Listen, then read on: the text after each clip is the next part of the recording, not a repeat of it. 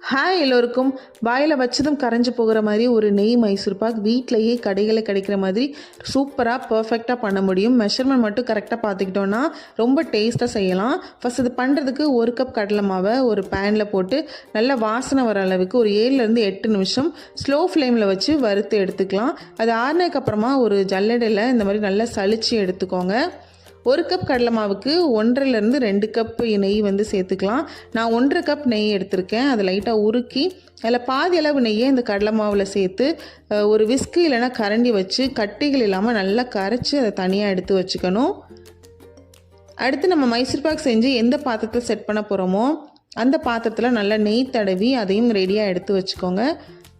சர்க்கரை பாகு பண்ணுறதுக்கு ஒரு பேனில் 1 கப் சர்க்கரை, ஒரு 1/2 கப் தண்ணி சேர்த்து நல்லா கொதிச்சு அதுக்கப்புறம் ஒரு 5 நிமிஷம் கழித்து பார்த்திங்கன்னா இந்த மாதிரி ஒரு கம்பி பதம் வரும். கையில் எடுத்து பார்த்திங்கன்னா ஒரு ஸ்ட்ரிங் மாதிரி ஃபார்ம் ஆகும். அதுதான் கரெக்டான கன்சிஸ்டன்சி. இதில் நம்ம கரைச்சி வச்சுருக்க கடலை மாவு நெய் மிக்சரை கொஞ்சம் கொஞ்சமாக சேர்த்து கை விடாமல் ஸ்லோ ஃப்ளேமில் நல்லா கிளறி விட்டுட்டே இருக்கணும்.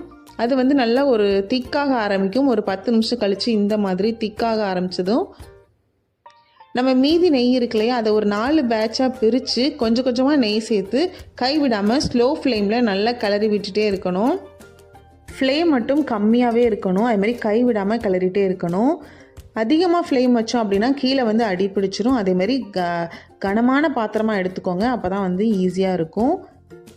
கடைசியாக இந்த மாதிரி பேனில் ஒட்டாமல் நல்லா திக்காகி வரும். நல்லா இந்த மாதிரி பபிள்ஸ் ஃபார்ம் ஆக ஆரம்பிக்கும். இதுதான் கரெக்டாக இருக்கும்.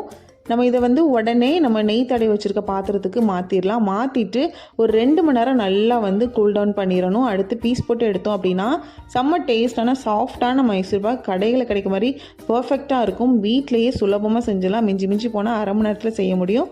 கண்டிப்பாக இந்த தீபாவளிக்கு ட்ரை பண்ணி பாருங்கள். வீடியோ பிடிச்சிருந்தா லைக் பண்ணுங்கள், ஷேர் பண்ணுங்கள். தேங்க்யூ.